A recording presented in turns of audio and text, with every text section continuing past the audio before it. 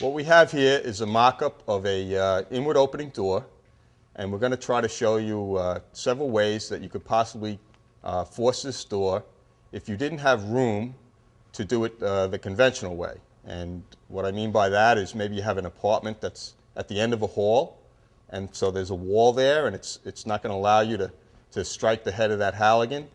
Or you might have went down a set of steps, you're trying to get a basement door. There might be a wall on each side of you, and we're just going to show you several ways that you could still try and get that door. What he's going to do is he's going to do what he's always does. He's going to check, see if the door is locked. He's going to try and get a sense if there's any intense heat behind that door. He's going to shock that door and see what type of locks he has and how tough that door is going to be. And then he's getting a little bit of a gap there. And then what normally we would put that fork end near the locks or between the locks, and our partner would strike the head of that Halligan with his axe.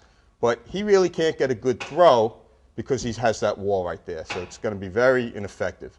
So one method, alternate method to try and get this door would be for him to reach way up high, way far away from those locks where the door is weak, and spread that door and put his chalk in to hold what he gets, and then slowly and surely he could march his way down to those locks.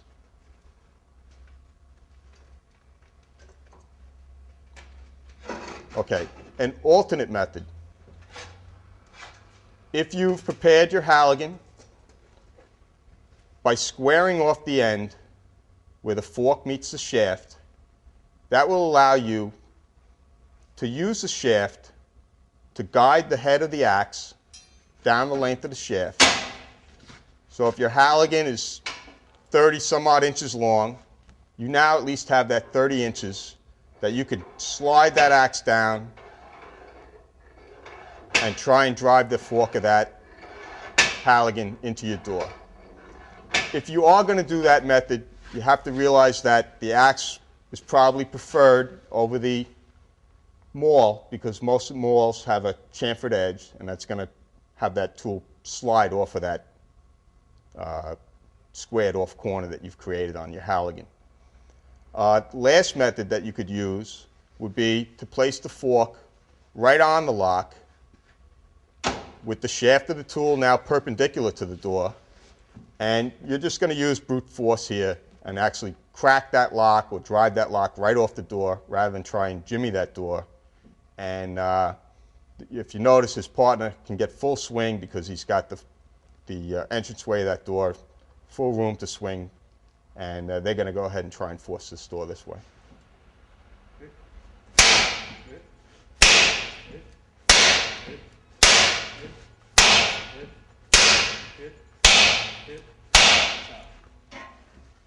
Now, once you've gapped the door or deformed the door, you could go back to your conventional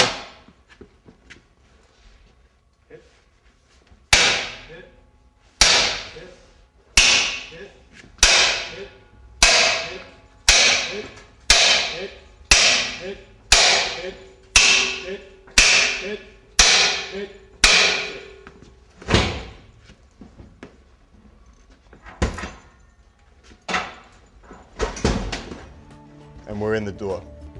So any variety of those three methods are going to work pretty good for you. I like the last method. I find that works the best. But experiment with it, try and see what you like, and don't be stopped if you run into that situation. Thanks for watching. I'm John Buckheit.